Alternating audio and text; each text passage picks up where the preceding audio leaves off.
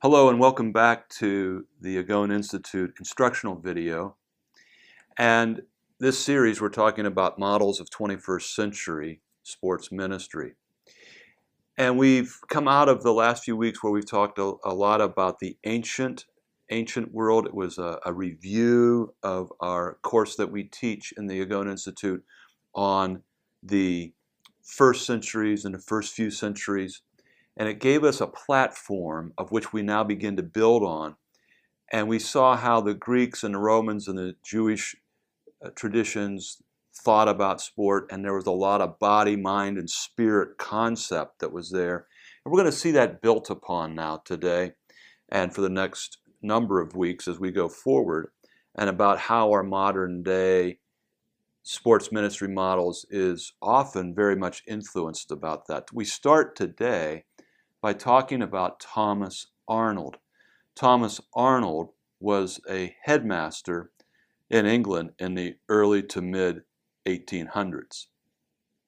You've been given, or should have been given, a hard copy of some PowerPoint notes of which we're asking you whether you're taking this for credit for a seminary, Bible school, or a university, or as a certification student, that you take these and you fill in the blanks and you take your other notes.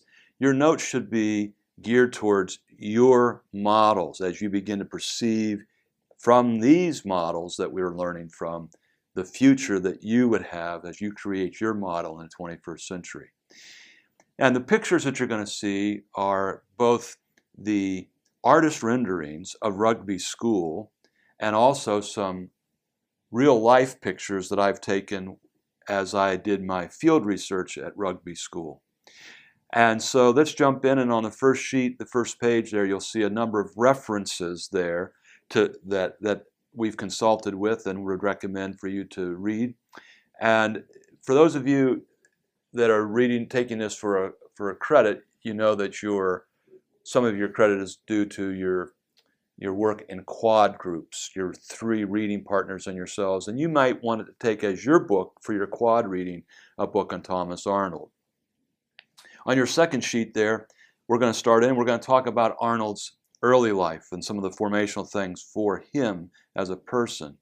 Obviously born 1795, and his father then died 6 years later when Thomas was 6, and he died at a heart attack at age 40, his father did. This left Thomas as a young man bereft of that male influence in his life, and it is thought by many of us that this is what really influenced Arnold in terms of his later years and him becoming this mentor to other young men. He realized that he had a need of that.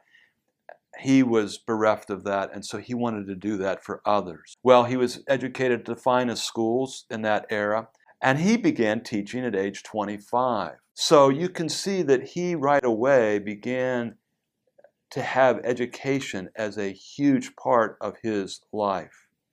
Now this brings up maybe one of the first models that you might want to consider for yourself, and that's Christian education, the Christian school movement.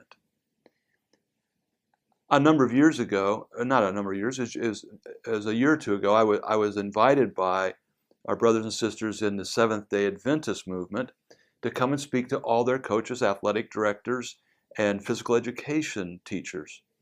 And part of what I was unaware of was that while they've been around hundreds of years in terms of their academics, that it's only been a few decades that they've actually done sport at any kind of interscholastic or intercollegiate level.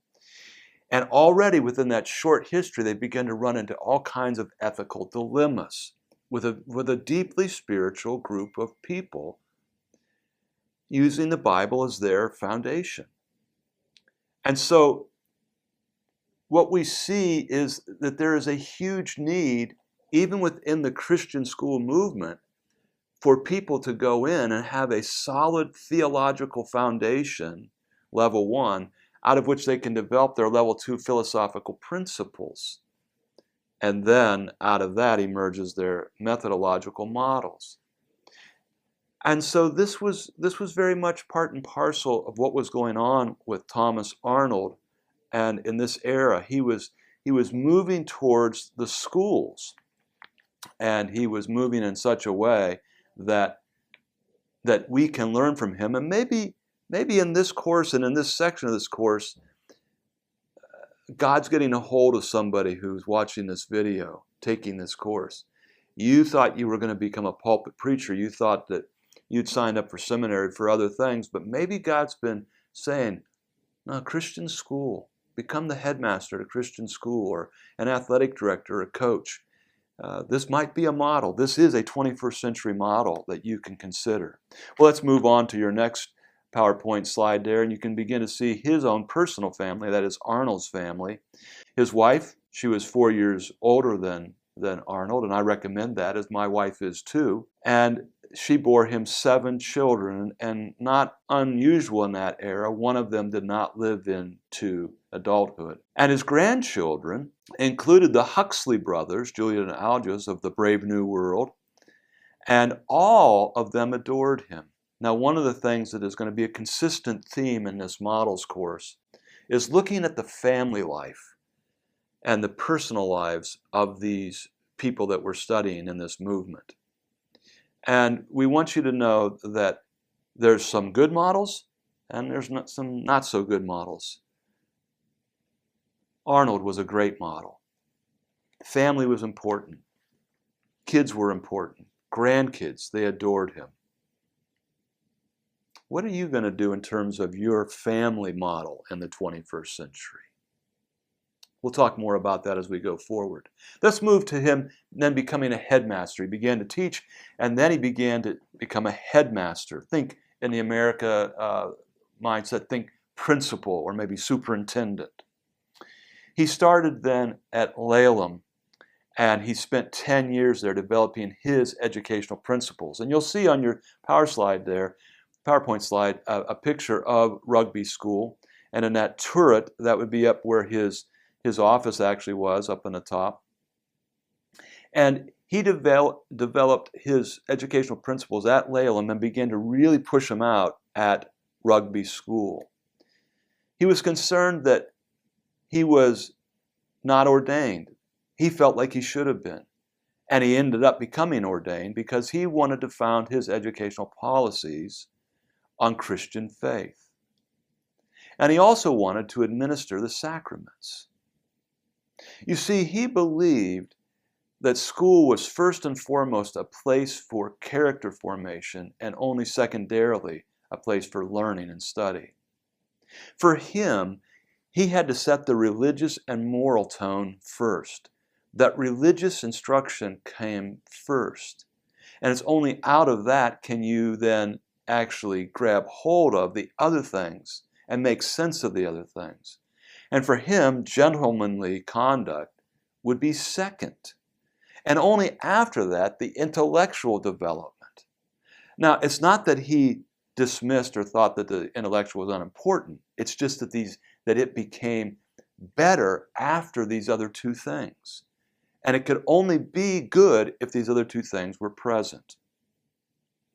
So, you can see that he began to conceptualize his philosophies based upon theologies.